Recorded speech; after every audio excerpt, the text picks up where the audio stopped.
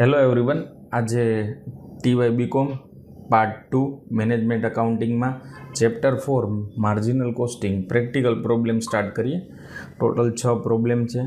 એ 6 problem મેં તમને કીધું એ જ મુજબ વન બાય વન આપણે સમજતા જઈએ અને એનું એક્સપ્લેનેશન પણ સાથે ને સાથે સમજતા જઈએ. તો નંબર 1 ફર્સ્ટ ક્વેશ્ચન છે, particular from ABC a factory are as under. એબીસીનો રેકોર્ડ આપેલી છે. શું રેકોર્ડ આપેલી છે? તો કે ફિક્સ કોસ્ટની ઇન્ફોર્મેશન આપેલી છે. કેટલી છે ફિક્સ કોસ્ટ? 3,44,000. સેલિંગ પ્રાઇસ કેટલી છે? 20 પર યુનિટ. વેરિયેબલ કોસ્ટ કેટલી છે? 15 પર યુનિટ. હવે આપણે ખ્યાલ છે, આપણે ફોર્મ્યુલા પાર્ટ 1ની અંદર સમજેલી હતી કે કોન્ટ્રીબ્યુશનની ફોર્મ્યુલા, એના સ્ટેટમેન્ટ, એના બેઝ ઉપરથી જ આપણે હવે સમ કરવાના છે. કોન્ટ્રીબ્યુશનની ફોર્મ્યુલા શું છે? Contribution equal to selling price minus variable cost. Selling પ્રાઇસમાંથી શું માઇનસ કરીએ? વેરિયેબલ કોસ્ટ માઇનસ કરીએ એટલે કોન્ટ્રીબ્યુશન પર યુનિટ મળે. હવે અહીંયા સેલિંગ પ્રાઇસ 20 આપેલી છે, વેરિયેબલ કોસ્ટ આપેલી છે 15. તો આપણે ખબર છે કોન્ટ્રીબ્યુશન કેટલું? 5 રૂપીસ. કોન્ટ્રીબ્યુશન કેટલું મળે? 5 રૂપીસ. હવે વન બાય વન જે પૂછેલું છે એના બેઝ ઉપરથી આપણે સમ કરીએ. સૌથી પહેલું છે ફિક્સ્ડ કોસ્ટના આધારે બીઈપી. તો બીઈપી એટલે શું? ફિક્સ કોસ્ટના છેદમાં કોન્ટ્રીબ્યુશન પર યુનિટ. હવે ફિક્સ કોસ્ટ પણ ક્વેશ્ચનમાં આપેલો છે, કોન્ટ્રીબ્યુશન પર યુનિટ જે આપણે 5 કેલ્ક્યુલેટ કર્યા એ મુજબ મળે છે. એના બેઝ ઉપરથી આપણે બીઈપી યુનિટમાં મળશે. પછી બીજું પૂછેલું છે, જ્યારે સેલિંગ પ્રાઇસમાં વધારો થાય. કેટલો વધારો થાય? તો સેલિંગ પ્રાઇસ ઓલરેડી હતી 20, એમાં 15% વધારો થાય. 20માં 15% વધે એટલે સેલિંગ પ્રાઇસ કેટલી થાય? 23. તો 23 સેલિંગ પ્રાઇસ થાય ત્યારે બીઈપી કઈ રીતે મળે એ આપણે સમજવાનું છે. પછી થર્ડ છે, ફિક્સ એક્સપેન્સીસ ઇન્ક્રીઝડ બાય 20%, એટલે 3,44,000ની અંદર 20% વધારો થાય તો ન્યૂ બીઈપી. અને લાસ્ટમાં 16,000 યુનિટ જો હોય ત્યારે સેલિંગ પ્રાઇસ કેટલી થાય? આટલી 4 વિગત આપણે ક્વેશ્ચનમાં પૂછેલી છે. વન બાય વન આપણે સમજીએ. સૌથી પહેલું છે બીઈપી. બીઈપીની formula fix cost upon contribution per unit. અહીંયા fix cost upon contribution per unit. Fix cost 3,44,000 છેદમાં કોન્ટ્રીબ્યુશન પર યુનિટ એટલે 20 માઇનસ 15 એટલે ફિક્સ કોસ્ટ આપેલા છે 3,44,000 છેદમાં 5 એટલે યુનિટ કેટલા મળશે? 68,800. એના પછી બીજો ટોપિક આપેલો છે, એમાં જ છે બ્રેક ઇવન પોઈન્ટ. જ્યારે સેલિંગ પ્રાઇસમાં 15%નો વધારો થાય. સેલિંગ પ્રાઇસ ઓલરેડી હતી 20 રૂપિયા, એમાં 15%નો વધારો થાય એટલે 23 થાય. તો 20ની જગ્યાએ 23 જો સેલિંગ પ્રાઇસ મૂકવામાં આવે તો કોન્ટ્રીબ્યુશન કેટલું થાય? અને એના બેઝ ઉપરથી બીઈપી કઈ રીતે મળે? તો એના કેલ્ક્યુલેશન સેકન્ડની અંદર આપેલું છે કે ફિક્સ કોસ્ટના છેદમાં કોન્ટ્રીબ્યુશન પર યુનિટ. આમાં જ જો લખેલું છે રિવાઇઝ સેલિંગ પ્રાઇસ કેટલી થશે? 23. તો વેરિયેબલ કોસ્ટમાં ફેરફાર થાય? વેરિયેબલ કોસ્ટમાં ફેરફાર નહીં થાય, ઇન્ફોર્મેશનમાં આપેલ નથી, એટલે એઝ ઇટ ઇઝ 15 જે આપેલા હતા એ લેવામાં આવશે. એટલે કોન્ટ્રીબ્યુશન કેટલા આવશે? 23માંથી 15 માઇનસ કરીએ એટલે કેટલા આવશે? 8 રૂપિયા. તો 3,44,000 અપોન 8 એટલે 43,000 સેકન્ડનો આન્સર. હવે થર્ડમાં કીધેલું છે ફિક્સ કોસ્ટમાં કેટલો વધારો થાય? 20%નો વધારો થાય. ફિક્સ કોસ્ટ ઓલરેડી હતું 3,40,000, એમાં 20%નો વધારો થાય તો થાય કેટલા? 4,12,800. વેરિયેબલ કોસ્ટ પહેલાં હતી એ જ 15, સેલિંગ પ્રાઇસ પણ હતી એ જ. તો પાછી ફોર્મ્યુલા બીઈપીની same formula fix cost upon contribution per unit. Fix cost ક્વેશ્ચનમાં આપેલ છે. કેટલો વધારો કરવાનો છે? 4,12,800ના છેદમાં 20 માઇનસ 15 એટલે તમને યુનિટ મળશે 82,560. અને લાસ્ટમાં છે ઇમ્પોર્ટન્ટ છે. લાસ્ટમાં શું પૂછેલું છે? તમને બીઈપી યુનિટમાં પૂછેલા છે. યુનિટમાં કઈ રીતે મળશે? ફિક્સ કોસ્ટના છેદમાં કોન્ટ્રીબ્યુશન પર યુનિટ. હવે યુનિટ અહીંયા ઓલરેડી ક્વેશ્ચનની અંદર આપેલા છે. અત્યાર સુધીના 1 થી 3માં આપણે યુનિટ નહોતા આપેલા, અહીંયા યુનિટ આપેલા છે. ફિક્સ કોસ્ટ જૂના મુજબ એટલે 3,44,000 છે, પણ સેલિંગ પ્રાઇસ છે એ આપણે કેલ્ક્યુલેટ કરવાની છે. અને વેરિયેબલ કોસ્ટ પણ 15 જે એઝ ઇટ ઇઝ જૂના મુજબ હતા એ જ મુજબ આપણે લેવા પડશે. તો અહીંયા કેલ્ક્યુલેશન 16,000, 3,44,000 આપણે મેળવવાનું છે સેલિંગ પ્રાઇસ અને 15. હવે આ બરાબરની આ સાઈડ છે, છેદમાં છે, સામેની બાજુ જાય તો અંશમાં આવે 16,000 ગુણ્યા સેલિંગ પ્રાઇસ માઇનસ 15 અને 3,44,000 એમનો 16,000નો ગુણાકાર પેલો, આનો ગુણાકાર કોની સાથે? સેલિંગ પ્રાઇસ સાથે, એટલે 16,000 એસપી, પછી 16,000નો ગુણાકાર 15 સાથે એટલે 2,40,000 અને 3,44,000 44,000 એમને 16,000 એસપી બરાબર સામેની બાજુ જઈએ, આ માઇનસ છે, સામેની બાજુ જઈએ તો શું થઈ જાય? પ્લસ થઈ જાય. કેટલા છે? 2,40,000 પ્લસ થઈ જાય. એટલે આના બેઝ ઉપરથી સાદુરૂપ આપીને તમારી સેલિંગ પ્રાઇસ મળશે 36.50 સેલિંગ પ્રાઇસ પર યુનિટ. આ ક્વેશ્ચન 1 થયો, જે પ્યોરલી બીઈપીના ફોર્મના બેઝ ઉપરથી સંકળાયેલ હતો. બીઈપીની ફોર્મ્યુલા શું છે? Fix cost upon contribution per unit, એ યુનિટમાં મળે બીઈપી, અને બીઈપી રૂપીસમાં જોતું હોય તો ફિક્સ કોસ્ટના છેદમાં પીવી રેશિયો જો કરવામાં આવે તો તમને રૂપીસમાં મળે. આ ફર્સ્ટ ક્વેશ્ચન આપણે જોયું. Second question, from the following information, નીચેની માહિતી પરથી પહેલું પીવી રેશિયો, પછી નફાકારકતાનો ગુણોત્તર, બીજું બ્રેક ઇવન પોઈન્ટ જેને ગુજરાતીમાં કહે સમતુટ બિંદુ, થર્ડ વન છે expected profit when selling price selling is 7,50,000, amount of sale જ્યારે લોસ હોય 40,000નો, અને માર્જિન ઓફ સેફ્ટી જેને સલામતીનો ગાળો તરીકે ઓળખાય. આ 5 વસ્તુ તમને પૂછેલી છે. યર આપેલા છે, કોસ્ટ આપેલી છે અને પ્રોફિટ. હવે જો અહીંયા એક વસ્તુ મિસિંગ છે. શું વસ્તુ મિસિંગ છે? એક ઇન્ફોર્મેશન મિસિંગ છે. એ ઇન્ફોર્મેશન છે સેલ્સ. સેલ્સ કઈ રીતે મળે? તો સેલ્સ આપણે ખ્યાલ છે કોસ્ટમાં શું એડ કરો? પ્રોફિટ એડ કરો તો તમને શું મળે? સેલ્સ મળે. તો આપણે ખ્યાલ છે કોસ્ટ પણ આપેલી છે અને પ્રોફિટ પણ આપેલો છે. એના બેઝ ઉપરથી પહેલી વર્કિંગ આપણે કરશું સેલ્સની. તો સેલ્સ કઈ રીતે મળશે? પહેલા વર્ષ માટે કોસ્ટ 4,10,000, પ્રોફિટ નથી, લોસ છે, -10,000, એટલે 4,10,000ની વસ્તુ 10,000ના નુકસાની એ વેચીએ એટલે 10,000નું નુકસાની થાય તો કેટલામાં વેચતા હોય? તો 4,00,000માં વેચતા હોય એટલે સેલ્સ મળે. એ પહેલા કોષ્ટકમાં આપેલું છે. સેકન્ડ છે 5,60,000ની વસ્તુ, 5,60,000ના કોસ્ટિંગવાળી વસ્તુ 40,000ના નફાથી પ્રોફિટથી વેચવામાં આવે તો કેટલું વેચાણ થાય? તો 6,00,000નું, જે તમને પહેલા કોષ્ટકમાં પહેલી ગણતરીમાં આપેલું છે. સેલ્સ અહીંયા આપેલ નથી. હરેક એક્ઝામમાં હરેક ક્વેશ્ચનની અંદર સેલ્સની ઇન્ફોર્મેશન આપેલી હોય, પરંતુ અહીંયા તમને સેલ્સની ઇન્ફોર્મેશન આપેલ નથી. એટલા માટે સૌથી પહેલી ગણતરી કરવી પડે સેલ્સ થાય પછી જ બીજી બધી ગણતરી થઈ શકે. પછી તો છે પીવી રેશિયો. પીવી રેશિયો કઈ રીતે મળે? તો પીવી રેશિયોની ફોર્મ્યુલા છે, જ્યારે 2 વર્ષની ઇન્ફોર્મેશન આપેલી હોય, difference in profit divided by difference in sales multiply by 100. Difference in profit એટલે શું? 2024-25ના પ્રોફિટમાંથી 23-24નો માઇનસ કરો, અને છેદમાં ડિફરન્સ ઇન સેલ્સ એમાં પણ સેમ. તો 24-25નો પ્રોફિટ કેટલો? 40,000નો પ્રોફિટ હતો, એમાંથી માઇનસ કરો. પણ અહીંયા ખાસ ધ્યાન રાખવાનું, લોસ છે તો એને બ્રેકેટમાં માઇનસ દર્શાવવું પડે. માઇનસની નિશાની અને માઇનસમાં પાછા 10,000 અને છેદમાં 6,00,000 - 4,00,000 એટલે 40,000માં પ્લસ 10,000 કરો તો અહીંયા આવશે 50,000 આવશે. 5,00,000 લખેલા છે એ નહીં, 50,000. 50,000ના છેદમાં 2,00,000 રૂપિયા એટલે 50,000 ગુણ્યા 2,00,000 એટલે તમને 25% ફાઇનલ આન્સર મળશે. 5,00,000 છે, પ્રિન્ટિંગ એરર છે, 50,000 સુધારી નાખજો. 50,000ના છેદમાં 2,00,000 ગુણ્યા 100 એટલે 25% પીવી રેશિયો મળશે. ફોર્મ્યુલા શું છે? ડિફરન્સ અથવા change in profit upon change in sales, નફામાં ફેરફાર છેદમાં વેચાણમાં ફેરફાર, મલ્ટીપ્લાય બાય 100. સેકન્ડ પૂછેલું છે બીઈપી. હવે બીઈપી કેમ મળશે? તો બીઈપી માટે પહેલાં તો ફિક્સ કોસ્ટ જોઈએ. ફિક્સ કોસ્ટ ક્વેશ્ચનમાં આપેલ નથી તો કઈ રીતે મેળવશું? સેલ્સ બંનેના વર્ષના આપેલા છે. વેરિયેબલ કોસ્ટ કેટલું થશે? 25% કોન્ટ્રીબ્યુશન હોય, જે આપણે પીવી રેશિયો કહીએ છીએ, એ આપેલું હોય તો બાકીનો રિમેનિંગ પોર્શન કેટલો વધે? 75%. એ વેરિયેબલ કોસ્ટ વધે. તો એ લેસ કરીએ, સેલ્સમાંથી વેરિયેબલ કોસ્ટ માઇનસ કરો એટલે કોન્ટ્રીબ્યુશન મળે, અને કોન્ટ્રીબ્યુશન તમને 1,00,000 અને 1,50,000 મળશે 2 વર્ષનું. પછી ફિક્સ કોસ્ટ માઇનસ કરો તો તમને શું મળશે? પ્રોફિટ અથવા લોસ. આ પાછું આ 2 ક્વેશ્ચનની અંદર શું આપેલા છે, તો એના બેઝ ઉપરથી રિવર્સ આ બેલેન્સિંગ ફિગર છે 1,10,000 એ બંનેમાં સમાન રહે. તો ફિક્સ કોસ્ટ આપણે મળી ગયો. હવે ફોર્મ્યુલા છે બીઈપીની. ફોર્મ્યુલા શું છે? બીઈપી રૂપીસમાં મેળવવું હોય તો ફિક્સ કોસ્ટના છેદમાં પીવી રેશિયો. ફિક્સ કોસ્ટ આપણે સ્ટેટમેન્ટના બેઝ ઉપરથી મળ્યું અને પીવી રેશિયો 25%, એ આપણે ફર્સ્ટના આન્સરના ફોર્મથી મળ્યું. તો આપણે 4,40,000 બીઈપી રૂપીઝમાં મળે. આ તમારો બીઈપીનું કેલ્ક્યુલેશન થયું.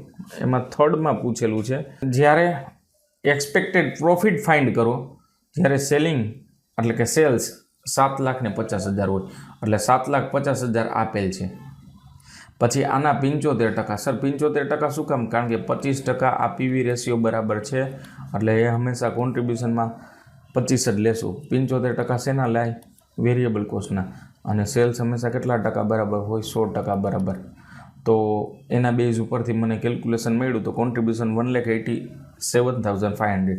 ફિક્સ કોસ્ટ તો આપણે ગણતરી કરી નાખી હતી, 1,10,000 માઇનસ કર્યું એટલે જે મળે 77,500 એ તમારું શું આવે? પ્રોફિટ. એ સ્ટેટમેન્ટના બેઝ ઉપરથી ડાયરેક્ટલી મળી જાય. તમારે ખાલી ઇન્ફોર્મેશનને ફિલઅપ કરવાની, પુટ કરવાની. પછી કીધેલું છે લોસ જ્યારે કેટલો હોય તો કે 40,000નો લોસ હોય ત્યારે તમારું સેલ્સ કેટલું થાય? તો બે રીતે ફોર્મ્યુલાના બેઝ ઉપરથી પણ મેળવી શકો અને સ્ટેટમેન્ટના બેઝ ઉપરથી પણ મેળવી શકો. બે રીતે મેં કેલ્ક્યુલેશન કરેલ છે. ફોર્મ્યુલા અને જો ફોર્મ્યુલાના બેઝ ઉપરથી અને સાથે સ્ટેટમેન્ટના બેઝ ઉપરથી. સૌથી પહેલાં કીધું છે કે લોસ કરવાનો એટલે પેલી આ જે રિવર્સ કેલ્ક્યુલેશન થશે એટલે પહેલાં તમને આપેલી છે લોસ. તો લોસ આપેલો છે. ફિક્સ કોસ્ટ એ આપણે ખ્યાલ છે. કેટલી અમાઉન્ટમાંથી 1,10,000 માઇનસ કરવામાં આવે તો 40,000નો લોસ વધે. તો 70,000માંથી 1,10,000 માઇનસ કરો તો 40,000નો લોસ વધે. તો એ ત્રણેય ફિગર મળી જાય. હવે 70,000 છે આપણે ખ્યાલ છે એ કેટલા પર્સન્ટેજે છે તો એ 25%ના પોર્શને 70,000 છે. તો આપણે ત્રિરાશિના ફોર્મથી પણ મળી જાય કે 25% એ 70,000 તો 100% એટલે સેલ્સ કેટલું? તો 100 multiply by 70 divided by 25%. 70,000 100 multiply by 70,000 divided by 25%. એટલે આપણે તમને 2,80,000 મળે. જો અહીંયા આપેલું પણ છે સેલ્સ ઇક્વલ ટુ 70,000ના ભાગાકારમાં 25%ની સાઇન ડાયરેક્ટ કરો એટલે તમને સેલ્સ મળી જાય. વેરિયેબલ કોસ્ટ માઇનસ કરો એટલે આને રિવર્સ કેલ્ક્યુલેશન કહેવાય. આ ખાસ યાદ રાખવાનું. તમને લોસના સ્ટેટમેન્ટના ફોર્મથી સેલ્સ સુધી જવાની રીત અને એને ફોર્મ્યુલા વાઇઝ જો મેળવવું હોય તો પણ મળી જાય. કઈ રીતે? તો ફોર્મ્યુલા આપેલી છે fix cost minus loss. Profit હોય તો પ્લસ પ્રોફિટના છેદમાં પીવી રેશિયો. ફિક્સ કોસ્ટ છે 1,10,000 અને લોસ છે 40,000 એટલે ટોટલ આવશે 70,000. 70,000 ભાગ્યા 25% એટલે પણ સેલ્સ મળી જાય. જો અહીંયા કીધેલું છે કે ઓર અથવાની રીતથી અને સ્ટેટમેન્ટ બંનેની રીતથી તમે કેલ્ક્યુલેટ કરી શકો. અને એ લાસ્ટમાં છે એમઓએસ પાંચમું કેલ્ક્યુલેશન, છેલ્લું કેલ્ક્યુલેશન. એમઓએસ આપણે ખ્યાલ જ છે સેલ્સ એટલે શું કે બંનેનો ટોટલ. કોનો? MOS plus BEP. અહીંયા તમને ક્વેશ્ચનની અંદર સેલ્સ આપેલા છે એ કેટલું છે તો કે 6 લાખ. એમઓએસ તો કે એમઓએસ તમારે ફાઇન્ડ કરવાનું છે. અને બીઈપી તો બીઈપી તમને ક્વેશ્ચનની અંદર આપેલું છે કેટલું છે? 4,40,000 જે આપણે ગણતરી કરી. તો અહીંયા એમઓએસ છે 1,60,000 તમને મળશે. આ થયું સેકન્ડ સમ. થર્ડ સમ ઇઝી જ છે. થર્ડ સમમાં તો સેલ્સ પણ આપેલ છે અને લોસ પણ નથી એટલે પ્રોફિટનો ડિફરન્સ. પહેલી જ formula difference in profit upon difference in sales multiply by 100. પ્રોફિટનો ડિફરન્સ 36,000 અને સેલ્સનો ડિફરન્સ 1,20,000 એટલે તમને 30% પીવી રેશિયો મળી જાય. હવે ફિક્સ કોસ્ટ પૂછેલું છે. ફિક્સ એક્સપેન્સ અથવા ફિક્સ કોસ્ટ બંને સેમ થાય એ કઈ રીતે મળશે? તો એ સ્ટેટમેન્ટના ફોર્મ ઉપરથી. આમાં બંનેમાંથી કોઈ પણ એક વર્ષ લ્યો તો પણ ચાલે. મેં બંનેનું કેલ્ક્યુલેશન શું કામ કરેલું છે તમને ખ્યાલ આવે. તમે કોઈ પણ વર્ષ લઈને સમ કરી શકો. 2024નું વર્ષ લ્યો તો પણ ચાલે અને 25નું વર્ષ લ્યો તો પણ ચાલે. સેલ્સ આપેલું છે એ મુજબ. પછી પીવી રેશિયો 30% આપણે કેલ્ક્યુલેટ કર્યો તો વેરિયેબલ કોસ્ટ કેટલા થાય? 70%. એના બેઝ ઉપરથી 7,56,024નો ખર્ચ અને પીવી રેશિયો એટલે કોન્ટ્રીબ્યુશન 3,24,000. એમાંથી કેટલા માઇનસ કરીએ તો પ્રોફિટ 24,000 આવે? તો એમાંથી 3 લાખ માઇનસ કરીએ તો 24,000 આવે. અને 24,000 ઓલરેડી ક્વેશ્ચનમાં આપેલ છે. એના બેઝ ઉપરથી આપણે મળી ગયું કે ફિક્સ કોસ્ટ આ તમારો આન્સર. પછી ત્રીજું પૂછેલું છે બીઈપી. બીઈપી આપણે ખ્યાલ છે ફિક્સ કોસ્ટના છેદમાં પીવી રેશિયો 3 લાખના છેદમાં 10% એટલે તમને 10 લાખ રૂપિયા મળે. અને લાસ્ટમાં પૂછેલું છે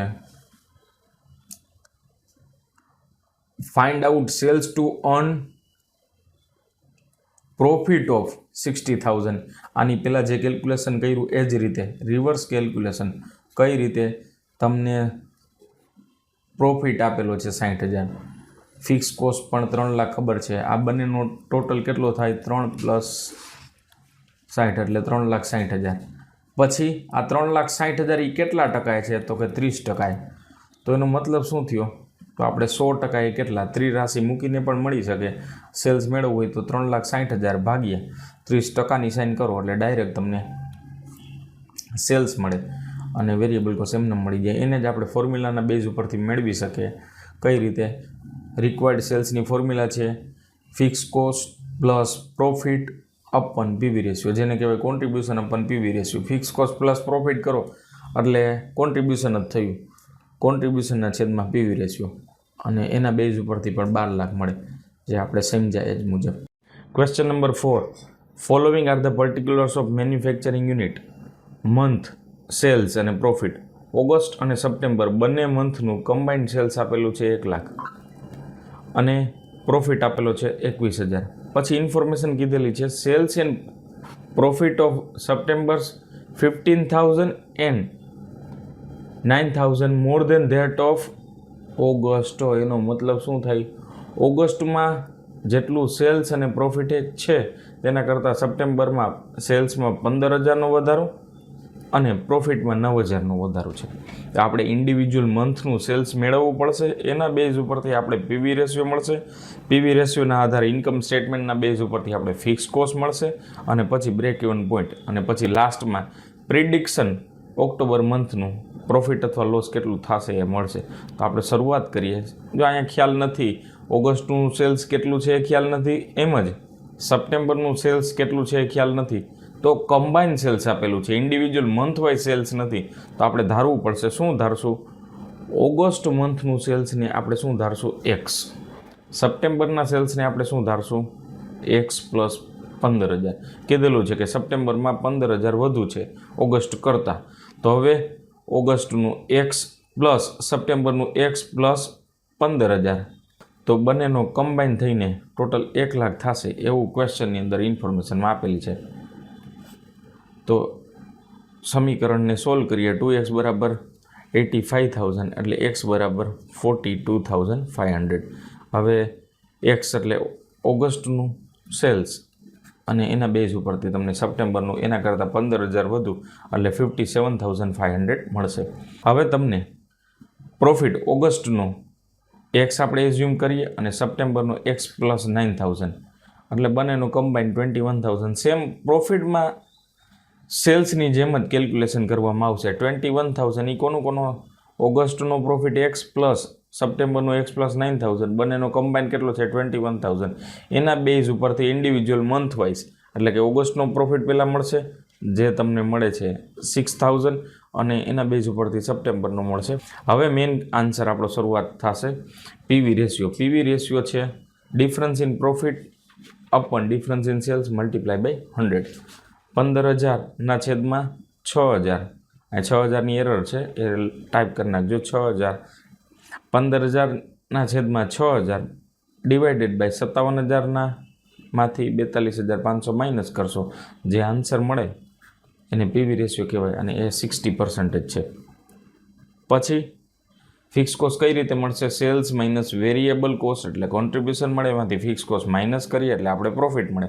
સેલ્સ ક્વેશ્ચનની અંદર આપણે ધારીને મેળવેલું હતું પહેલાં વેરિયેબલ કોસ્ટ 40%, પીવી રેશિયો 60 હોય તો વેરિયેબલ કોસ્ટ કેટલા થાય? 40%. કોન્ટ્રીબ્યુશન એટલે પીવી રેશિયો એ છે 60%. તો ફિક્સ કોસ્ટ બેલેન્સિંગ ફિગર મળશે, કારણ કે પ્રોફિટ તમને બીજી વર્કિંગમાં 6,000 અને 15,000 મેળવેલ છે. એના બેઝ ઉપરથી 19,500 તમને ફિક્સ કોસ્ટ મળશે. હવે બીઈપીની ફોર્મ્યુલા છે શું છે? ફિક્સ કોસ્ટના છેદમાં પીવી રેશિયો. ફિક્સ કોસ્ટના છેદમાં પીવી રેશિયો એટલે તમને બીઈપી રૂપીઝમાં મળશે અને એ કેટલા થશે? 32,500. આ પહેલું કેલ્ક્યુલેશન. સેકન્ડ છે હવે પ્રિડિક્ટેડ મંથના સેલ્સ કઈ રીતે મળશે? સેલ્સ 30,000 હોય ત્યારે પ્રોફિટ કે લોસ શું થાય છે એ ચેક કરીએ. તો સેલ્સ 30,000 હોય એના 40% variable cost, 60% contribution, fix cost આપણે ગણતરી કરી એટલે આપણે લોસ આવશે. કેટલો આવશે? 1,500 રૂપિયાનો લોસ આવશે. બ્રેકેટમાં લખેલું છે એનો મતલબ માઇનસમાં છે. આ ક્વેશ્ચન નંબર 4. હવે ક્વેશ્ચન નંબર 5 સ્ટાર્ટ કરીએ. Question number 5, following particulars are obtain from the record of a company. કંપનીના રેકોર્ડ ઉપરથી આ માહિતી મળે છે. શું છે? સેલિંગ પ્રાઇસ અને વેરિયેબલ કોસ્ટ. સેલિંગ પ્રાઇસ 30 છે, વેરિયેબલ કોસ્ટ 18 છે, તો કોન્ટ્રીબ્યુશન કેટલું મળી જાય? કોન્ટ્રીબ્યુશન 12 રૂપિયા મળી જાય છે. ફિક્સ કોસ્ટ તમને ક્વેશ્ચનમાં જ આપેલો છે. ફિક્સ કોસ્ટ છે 60,000. હવે તમને 1 by 1 પૂછેલું છે. સૌથી પહેલાં છે સેલ્સ એ યુનિટમાં મેળવવાનું છે જ્યારે પ્રોફિટ કેટલો હોય? 90,000. તો ફોર્મ્યુલા છે એક્સપેક્ટેડ સેલ્સની. તો એક્સપેક્ટેડ સેલ્સની અથવા રિક્વાયર્ડ સેલ્સની ફોર્મ્યુલા શું છે? ફિક્સ કોસ્ટ પ્લસ પ્રોફિટના છેદમાં contribution per unit. Fix cost 60,000, profit છે 90,000, છેદમાં કોન્ટ્રીબ્યુશન આપણે 12 રૂપિયા, એટલે તમને મળશે 12,500. જો લોસ હોય તો ફિક્સ કોસ્ટમાંથી લોસ માઇનસ, પ્રોફિટ હોય તો પ્રોફિટ પ્લસ થાય, લોસ હોય તો લોસ માઇનસ થાય. ફિક્સ કોસ્ટ માઇનસ લોસ છેદમાં કોન્ટ્રીબ્યુશન પર યુનિટ. અને સેમ થર્ડમાં પણ same, fix cost minus loss upon contribution per unit, એમાં 0 યુનિટ આવશે. હવે ફોર્થ પૂછેલું છે. ફોર્થ અને ફિફ્થ ઇમ્પોર્ટન્ટ છે. સેલ્સ રિક્વાયર્ડ ટુ અને પ્રોફિટ ઓફ ₹5 પ્રોફિટ આપણે અર્ન કરવો હોય તો કેટલું સેલ્સ થાય? અહીંયા તમને કોન્ટ્રીબ્યુશન પર યુનિટ 12 રૂપિયા છે, પ્રોફિટ કેટલો છે? તો કે 4 રૂપિયા. તો ફિક્સ કોસ્ટનો પોર્શન કેટલો થાય? 8 રૂપિયા. Point number 4, sales required to અને profit at 4 per unit. Formula થશે ફિક્સ કોસ્ટના છેદમાં કોન્ટ્રીબ્યુશન પર યુનિટ. અને કોન્ટ્રીબ્યુશનમાંથી પ્રોફિટ પણ માઇનસ કરવા પડશે. આ કોન્ટ્રીબ્યુશનમાંથી પ્રોફિટ માઇનસ કરવાનો મેઇન પર્પસ શું? કોન્ટ્રીબ્યુશનમાંથી પ્રોફિટ માઇનસ કરો એટલે તમને ફિક્સ કોસ્ટના પર યુનિટ મળે. અત્યાર સુધી ક્યાંય ફિક્સ કોસ્ટના પર યુનિટ આવે નહીં, ભાઈ અહીંયા મેળવવા પડશે, કારણ કે ફિક્સ કોસ્ટ રૂપીસમાં છેદમાં ફિક્સ કોસ્ટ પર યુનિટમાં, એટલે તમને સેલ્સ રિક્વાયર્ડ મળી જાય અને 7,500 યુનિટ મળે. એવી જ રીતે પાંચમો જે છે, sales required to bear loss of ₹4 per unit. Fix કોસ્ટના છેદમાં કોન્ટ્રીબ્યુશન પર યુનિટ, અને કોન્ટ્રીબ્યુશનની સાથે શું પ્લસ કરશું? લોસ પર યુનિટ પ્લસ કરશું. લોસ હતું એટલા માટે પ્લસ કરવામાં આવશે, એટલે તમને ફિક્સ કોસ્ટ પર યુનિટમાં મળી જશે. અને એ છે 3750 યુનિટ.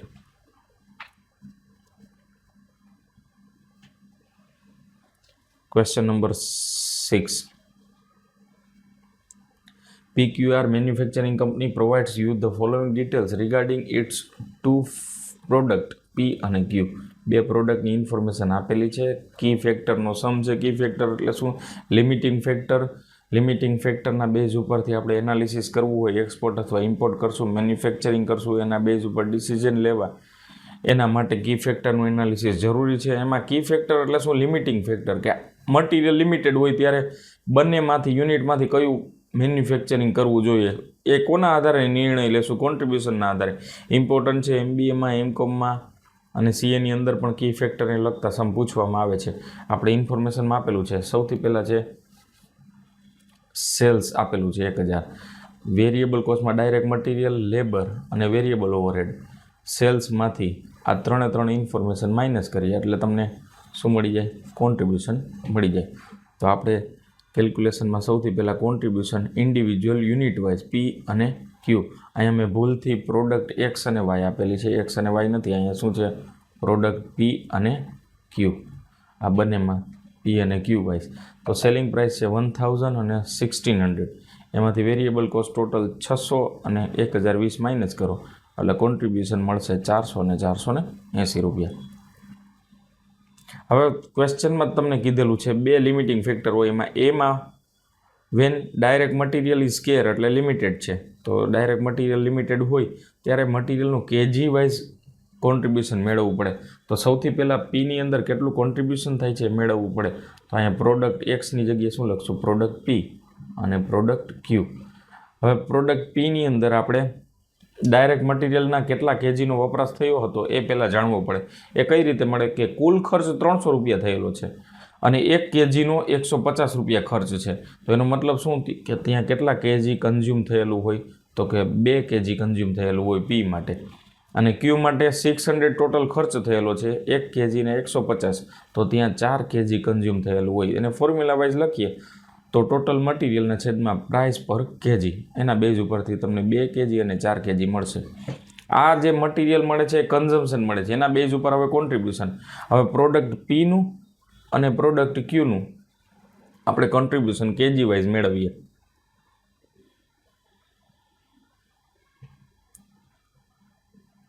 હવે કોન્ટ્રીબ્યુશન પ્રોડક્ટ પી માટે 400ના છેદમાં 2 કેજી એટલે કેટલા મળશે? 200 પર કેજી. અને ઓમાં જ 480 કોન્ટ્રીબ્યુશન આપેલ છે અને એના ડિવાઇડમાં 4 કેજીનું કન્ઝમ્પશન છે, તો 1 કેજીના કેટલા મળશે? 120 પર કેજી. તો બંનેમાંથી 1 કેજીના વધુ કોન્ટ્રીબ્યુશન હોય એ સિલેક્ટ કરવું જોઈએ, એ ઉત્પાદન માટે જવું જોઈએ.